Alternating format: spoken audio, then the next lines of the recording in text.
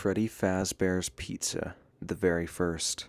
They must be pretty desperate to come back here, especially considering how much the place had rotted. With how much money they'd poured into last year's location, it was no surprise that they'd go all out on cutting corners this year. The man entered the restaurant, unexpecting of the location's uneven atmosphere. The building's brick exterior had sustained some weathering, but the place's interior was much worse off. Years of neglect had resulted in rain seeping through the ceiling, leaving large puddles on the uneven checkered floor. Deep stains remained where rain had ran down the walls. The floor was sprinkled with confetti as if it hadn't been cleaned up after the restaurant's last party.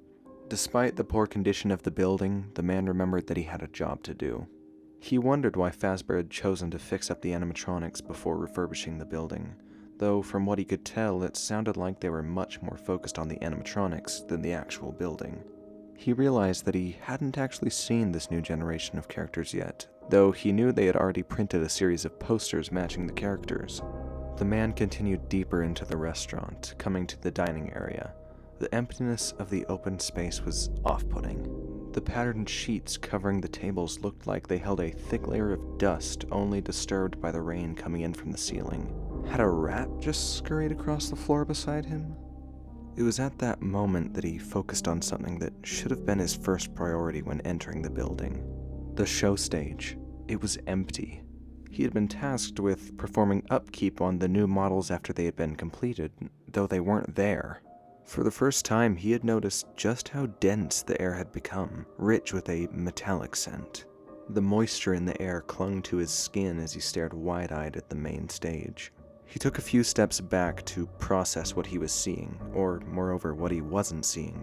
He glanced at Foxy's stage, curtains drawn, dark and empty. Thoughts began to circulate. Kids used to spread rumors about the animatronics walking around at night. Everything about the location changed after that day, its reputation forever tarnished. Were those rumors really just rumors? In trying to process it all, something caught the corner of his eye. To the right of the dining area was a hallway which led to the bathrooms. He spotted something glinting from around the corner, something metallic. He approached the hallway, unsure of what could be waiting around the corner. A deep realization set in when he finally rounded the corner. He had found the animatronics. Before him was a pile of dismembered animatronics, limbs ripped from their bodies, salvageable but irreparable. Freddy, Foxy, Bonnie, and Chica laid before him in shambles. It looked as if someone had taken a weapon to each one, ripping them limb from limb. Pieces of Foxy's newly flocked legs laid next to Freddy's torso.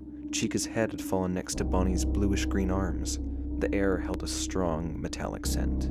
Although absorbed in the animatronic mess before him, something even more worrying became apparent. That cursed room had been unearthed.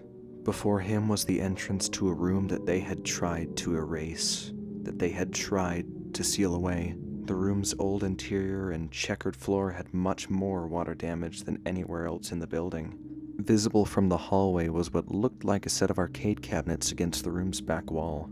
The air within the room was stale, humid, and smelled of rot. Within the room was something he thought he would never see.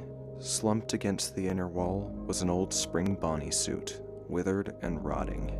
Beneath it was a pool of blood, the blood of a man who had returned to the scene of the crime, now being washed away by the rain dripping from the ceiling.